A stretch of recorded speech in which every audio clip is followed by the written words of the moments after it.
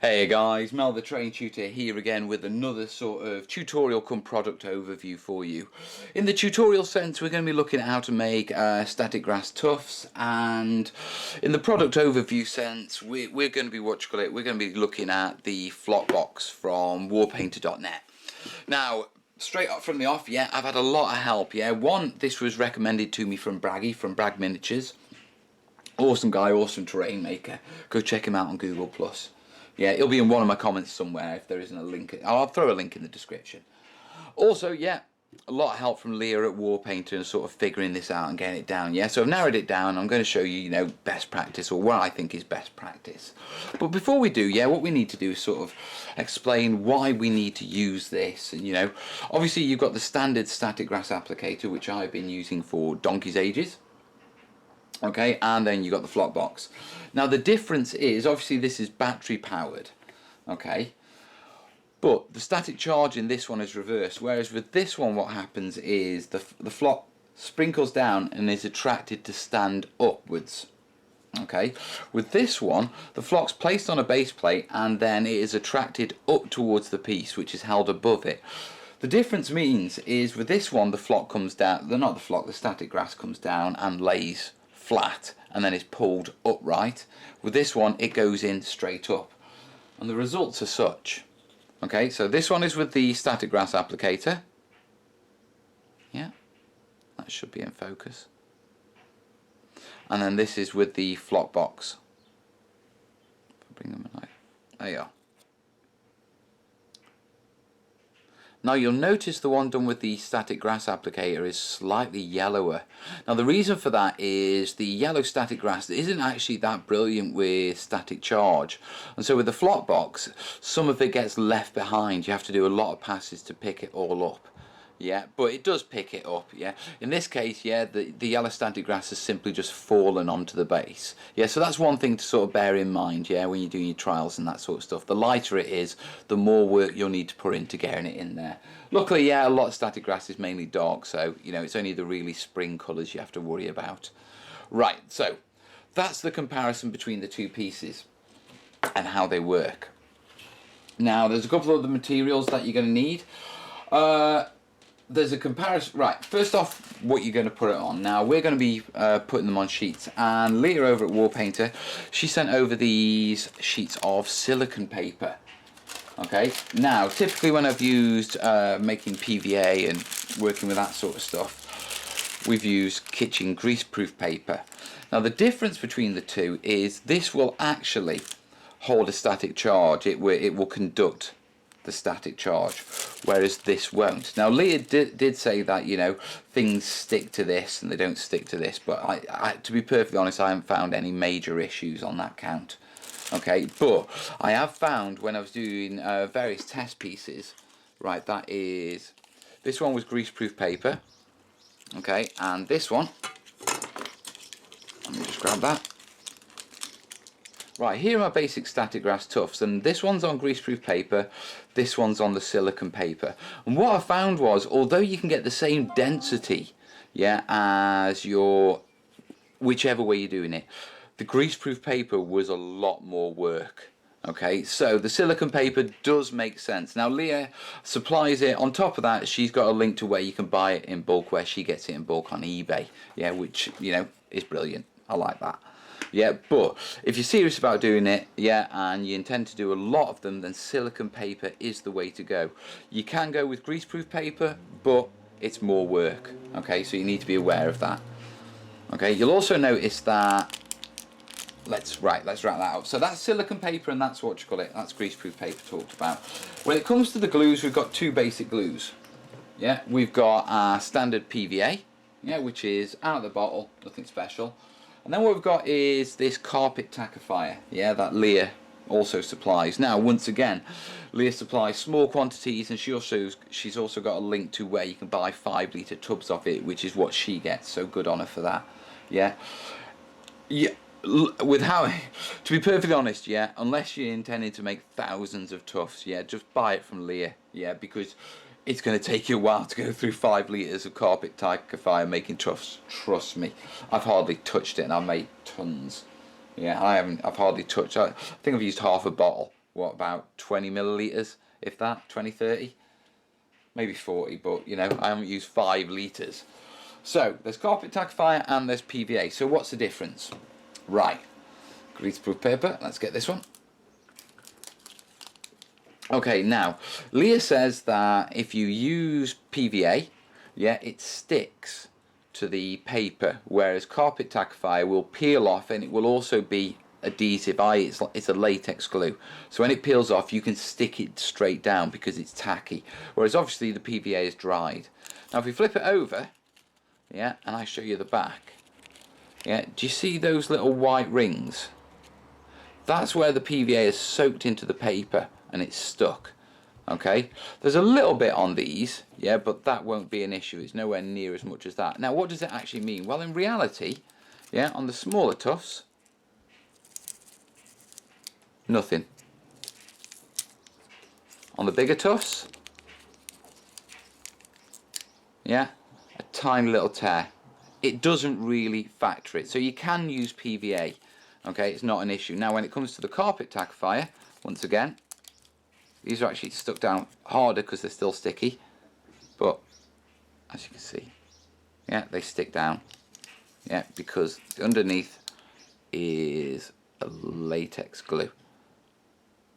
Yeah, so they will stick down like that on your thumb, perfectly fine. Okay, so the other difference between PVA and carpet tackifier I found was PVA is a lot quicker, a lot quicker. I had these PVA clumps, these were sort of done in 1 or 2 passes, whereas this was taking sort of 3 or 4 minutes to sort of achieve. So the carpet tackifier, although it is adhesive, it doesn't stick, yeah, it does take a lot more work to get tufts. Yeah, end results, to be perfectly honest, I can't tell the difference between PVA and carpet tackifier with what they look like in the end. It's only the functionality. Yeah, to be perfectly honest, I'm probably going to be going with PVA myself because, you know, it's a lot quicker and I always glue them down anyway, so the adhesiveness of the carpet tackifier isn't an issue. But if you want adhesive ones, yeah, carpet tackifier is the way to go. Get it from Leah, or unless you're making thousands, get it from eBay or off the link from warpaint.net. And like I say, fill your boots, guys. Absolutely fill your boots. Now, when it comes to the sort of clumps and what sizes, oh look, it's stuck to me. What sizes you can do with the Flockbox, I've got a couple of different sizes here. I'll just quickly take you through them now. First off, yeah, we have 1 mil static grass, okay, very good for small scale stuff, small scale soldiers, all that sort of stuff. 10 mil scenery, possibly 15, I wouldn't say so, but 10 6 mil scenery, brilliant for. Also flocking nails, the wife loves it, so does Willow. Now on top of that, moving up, we've got, yeah, standard hobby grass, which is 2mm. We've got some slightly 4mm stuff, and then I've got some 6mm stuff. Now all these are from WWS Scenics. Let me get that in shot for them. I paid for them, they're not freebies or anything, but you know, this is where Leah recommends getting the stuff from. I just, because they do all the different sizes, yeah, and they do them in small pouches so you can experiment. So seriously, go check those guys out because they've got a massive range. Yeah, well worth checking out. Definitely be ordering my static grass from these guys in the future. Jarvis for me flock. Love me flock from Jarvis. Right, but now they go all the way up to I think it's 10 and 12mm in static grass. The tolerances for the Flockbox is about 6mm, to be perfectly honest. Yeah, you can't take it past 6mm without having problems. I had real problems with the 10mm stuff. Yeah. Now the other thing that WWS sell is these sort of things. Okay. Now this is either, it looks like what should dyed chopped foam, basically. Yeah, these are for the flowers. Yeah, we'll come back to that in a little while. So that's that done. Right, we talked about our flocks, we've talked about what we're flocking it to, we talked about our glues, we've talked about how they work differently. I think the next thing we really need to do, guys, is move forward and actually show you making some tufts, eh? So let's crack on. Right guys, we're all set up and ready to go. So quickly run you through the setup we've got here. We've got the Flockbox, obviously. Yeah, this has been connected to a 9-volt adapter. It doesn't come with a power supply, yeah, but Leah gives you links to where you can get them. You'll probably find you've already got a 9-volt power supply that works, yeah. I've got a multi-adapter, it's perfectly fine. On top of that, there's a crocodile clip that you have to attach. That comes around to here because obviously the static charge. Yeah, and it attaches to a metal plate. In this case, yeah, you can. In the case of these bases, yeah, I attached it straight to the base and it worked perfectly fine. Yeah, you can also do my little adapter thing, and I'll throw a link up to that. How I made my pen probe adapter and attach it to that as well. So you know, there's multiple options, but basically, it's connected to this metal sheet.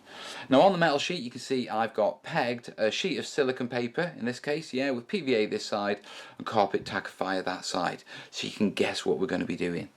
Okay, now I've got the, the Flockbox on a piece of paper because it does get a little bit messy and I want to catch the spare, static grass, etc.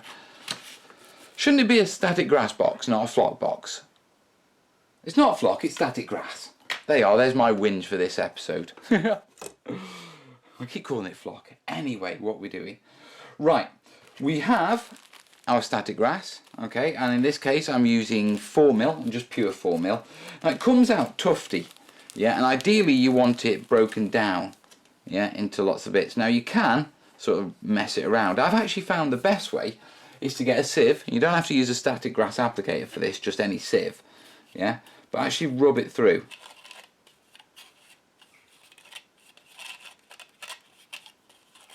And that will break down those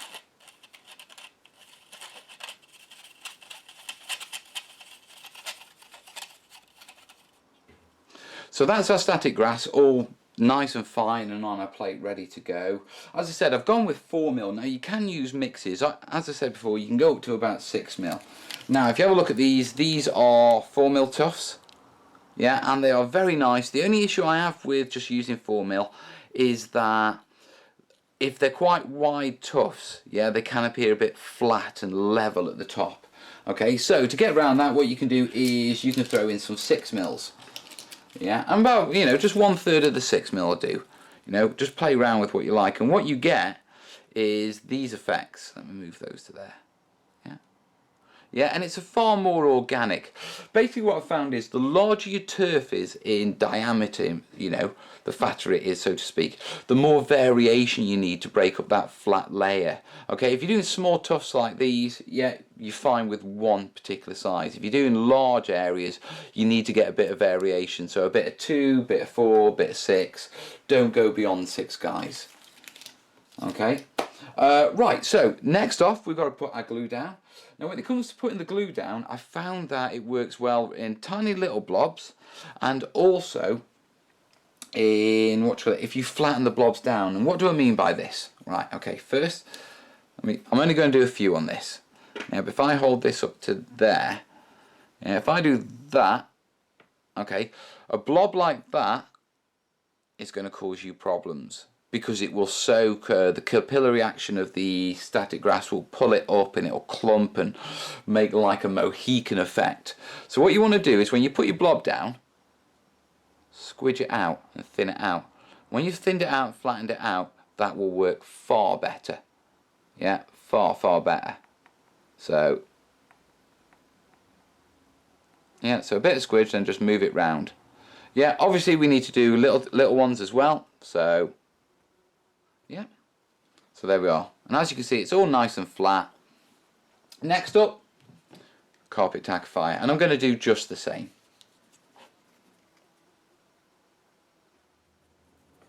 Okay, there we are, we've got our blobs down. Next job we need to do is basically switch it off. Okay, sorry, not switch it off, switch it on. Hold the plate above the above the plate of the Flockbox, and it'll start to attract the static grass up. Okay, working area is approximately 15 to sort of a centimetre. Do not go any lower than, don't let any lower than sort of 4mm. If the static grass manages to touch both the plate and the top, it'll connect, and what will happen is the electricity will pass it and it will melt it, and you'll get like little black bits. Okay, so close but not too close, guys. Now obviously this is electricity, it's static electricity, yeah. If you by accidentally touch the plate, make a connection, you will get a shock. I've done it a couple of times. To be perfectly honest, it's not that bad, but you know, try and avoid it, eh? Yeah. I don't know if it's safe to use these with pacemakers and things like that. So if you've got one, personally, I wouldn't go near it. Okay? Don't risk it. Get someone else make it for you. Because the last thing you want to do is have a heart attack or something like that. So let's crack on and make these tufts. Yeah, what I'm going to do is show you a few basic techniques, and then I'm going to just adjust the camera so you can get a better view of what's going on just in between the plates. Okay? So let's crack on. So switch it on. Ah! Only joking. Okay, that was naughty of me, I know. Right.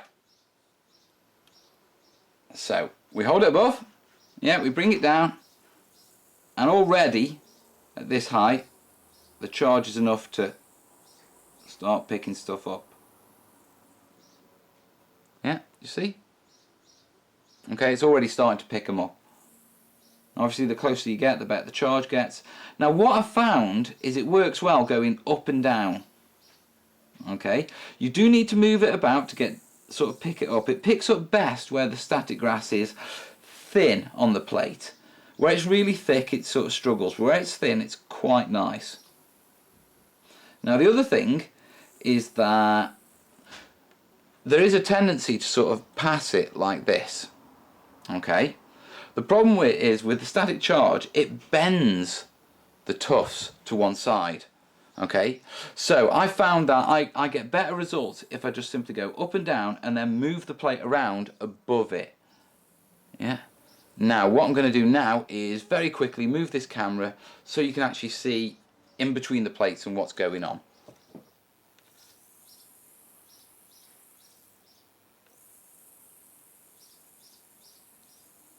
As you can see, it's literally jumping up towards it.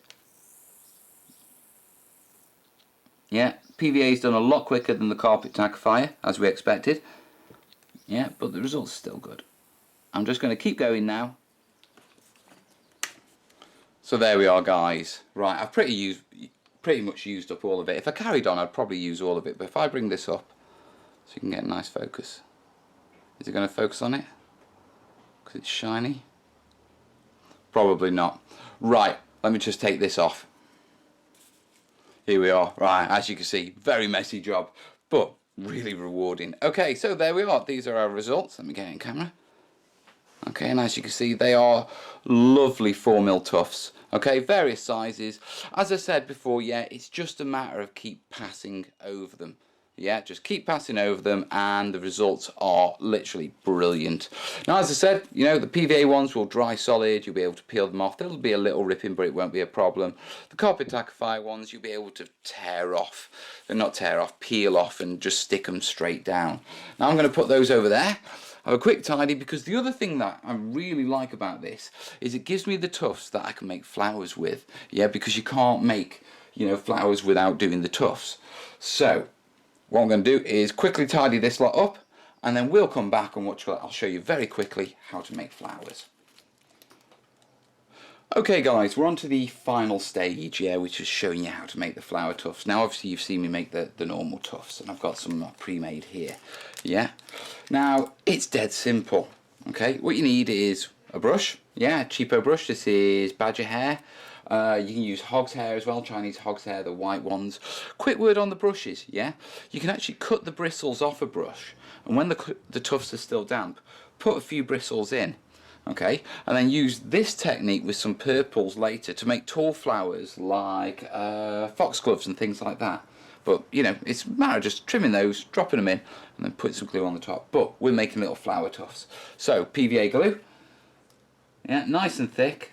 I suppose you could use carpet tackifier for this. There's no reason why not. I haven't tried. PVA seems to work fine. Yeah, get it on my brush.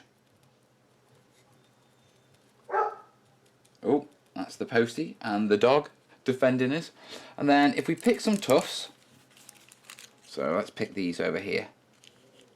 yeah, and just brush the PVA over the top of them. Yeah, bring that up so you can see. Yeah, there you go, nice and clear. There we go, and as you can see, little smidgen of PVA just on the top of them there.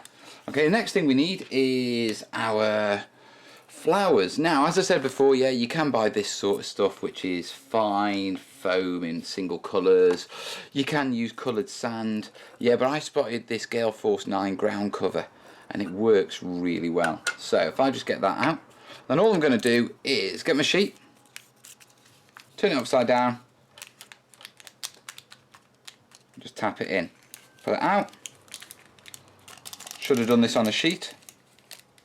Oh, could a bit more there.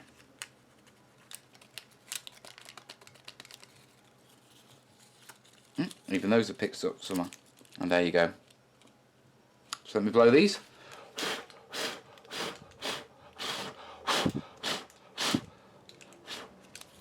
There you are, guys. Look at those flowers. Now those are the PVA ones, they're carpet tackifiers, so if I'd done them on those, yeah, once this is all dry, you'd just be able to peel them off and plop them down. And when it comes to what sort of flowers you can do, you are simply limited by, you know, what sort of flocks you've got. I mean, I've got all these to play with, I've got the WWS scenic stuff, yeah, all sorts of stuff. But there you have it, guys. It really is that simple to make peelable, self-adhesive, static grafts, tufts, clumps, etc. Really easy, guys. I think that about winds it up, doesn't it? So there you have it, guys. Yeah, that was sort of a tutorial on making static grass tufts, making flower tufts, and a general product overview for the Flockbox from warpainter.net. Now, what I will say is, obviously, if you're doing 1 or 2 miniatures, it's probably better just sticking and buying some from like someone, you know, from one of the tough suppliers. If you're making terrain or you've got a big project, it's seriously worth the investment. Yeah, even if you only buy one to sell it on eBay later on. Yeah, you know, like a higher thing, because I mean they sell quite high, so you know you can buy it, do a big run with it, sell it second hand. What you'll probably find is you won't sell it second hand, you'll keep it because they are awesome. Braggy reckons he can do about 2,000 tufts in an hour. Yeah, which, you know, I'm nowhere near that pace, but I can see it being possible if you sort of set down. Sorry, was it 2,000 tufts in 2 hours? Whole process. About 1,000 tufts an hour, but either way, I can see how that's definitely viable. In the meantime, guys, I'm going to leave you with my lovely self-adhesive tufts and my flowers and all those sort of things. As always, guys, yeah, like it if you like it. Share it around if you think someone would find this interesting. If you've got any questions, any experience, any other extra tips, any experience for using the Flockbox from warpainter.net, yeah, throw them in the comments, guys. And as always, guys, if you really do like what I do, yeah, then consider checking Patreon out and, you know, throw me a book a month to sort of keep going and get more stuff in and produce more tutorials like this. It really does matter, guys. It really does help. But that's enough about that, because you know I will be back soon, and in the next video it'll be Chindits in the Shed, guys. So I'll see you Saturday. All the best, yeah. Ta-ra.